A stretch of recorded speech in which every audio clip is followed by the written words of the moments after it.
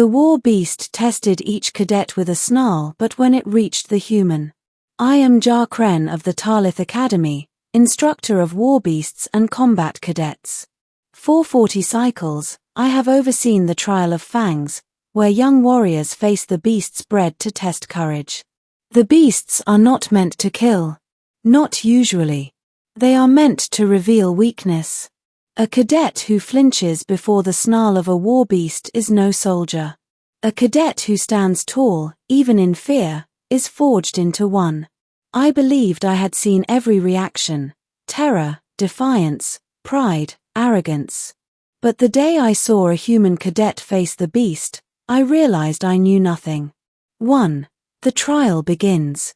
The trial hall is vast, lined with metal and stone, its walls echoing with the roars of chained war beasts. Their bodies shimmer with armored scales, their eyes blaze with fire, their claws strike sparks against the floor. Cadets enter one by one. The beast is unchained, snarls, lunges just short of the throat. The cadet must hold steady. Flee, and you fail. Attack, and you die. That cycle, I had a mixed group, Kern with their plated hides, Relling with their wings, and new this year, humans. They were small compared to the others. Soft, almost fragile looking. The council questioned why they were here at all. I watched, curious. 2. The first cadets. The Kern cadet stepped forward. The beast roared, its hot breath filling the hall. The Kern trembled but held his ground. Pass. A Relling came next. Her wings quivered, but she did not retreat. Pass. Others followed. Some faltered, eyes wide with terror. They were dragged away in disgrace. Others clenched fists, baring teeth, snarling back. Pride swelled in me at their resolve. And then the human's name was called. 3. The human steps forward. He was small, shorter than the Kern, slimmer than the Relling. No armor plates, no claws, no fangs. His skin was bare, his eyes forward. The cadets whispered. Some sneered. I heard one murmur, he will be eaten. The human walked calmly to the center. His stride was neither hesitant nor arrogant. It was deliberate. As though he had done this before. The beast strained at its chain, saliva dripping from fangs longer than the human's arm. Its roar shook the hall. The human did not flinch. 4. The snarl. The war beast was unchained. It lunged with a snarl, claws tearing stone, jaws gaping wide. Its roar split the air, a sound meant to shatter courage and bend spines. Every cadet before had shown some reaction, a twitch, a tremor, even if they held their ground. But the human did not move. His eyes never left the beast. His body was still, but not frozen. Not paralyzed. He chose stillness, as if daring the beast to come closer. The war beast faltered. In all my years, I had never seen such a thing. These creatures fear nothing. Yet before the human's gaze, it slowed, its roar dying into a low growl. The cadets gasped. 5. The standoff. The beast circled the human. Its tail lashed, claws scraping sparks. It snarled again, close enough to scorch his skin with its breath. The human tilted his head. And then he smiled. A slow, deliberate curl of lips. Not mockery. Not madness. Something older, deeper. The beast stepped back. It did not yield, but it no longer pressed forward.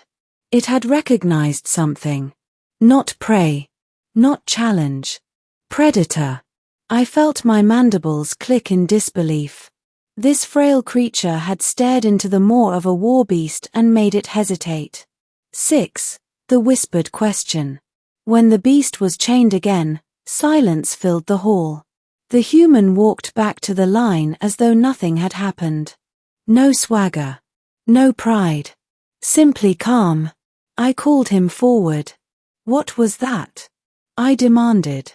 He looked at me with those sharp, unsettling eyes.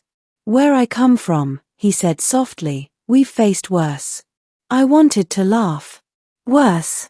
What world could breed horrors greater than a war beast? But in his voice there was no boast. Only truth. And in that moment, I wondered what shadows had shaped humanity. 7. The cadet's reaction. The others avoided the human after that. The kern would not meet his eyes. The relling folded her wings when he passed. Even those who had mocked him before gave him space. They had all faced the beast and survived. But the human had done something else. He had unsettled it. For cadets bred in a galaxy where dominance was everything, that was more terrifying than claws.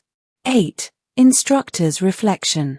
That night, I walked the halls of the beast pens. The creature that had faced the human huddled in the corner of its cage, restless. It snarled at me, but weakly, as though distracted. I leaned close. "What did you see?" I whispered. The beast stared back, eyes glowing in the dark. And I understood. It had looked into the eyes of something it could not master. Something that smiled at its threats. Something that, for once, made it doubt. I felt my spines shiver. 9. The lesson. Strength is not in claws or armor. Courage is not the absence of fear. The human showed me something older. A stillness born not of arrogance, but of survival. A predator that had learned to wear the skin of prey, and in doing so, had mastered the art of silence before the storm. I realized then why the Council had allowed humans into the Academy. Not because of their numbers. Not because of their weapons. Because when the galaxy's greatest beasts snarl, humans smile. 10. The future. The human cadet would go on to lead his unit. I heard stories later of battles fought with cunning, of enemies broken by fear before a single shot was fired. But I will always remember that first day. The day the war beast tested each cadet with a snarl, but when it reached the human, it found something older, colder, and infinitely more dangerous. True strength is not in muscle, nor in roar. It is in the eyes that meet the darkness and do not blink. And on that day, I discovered that humanity had it in abundance.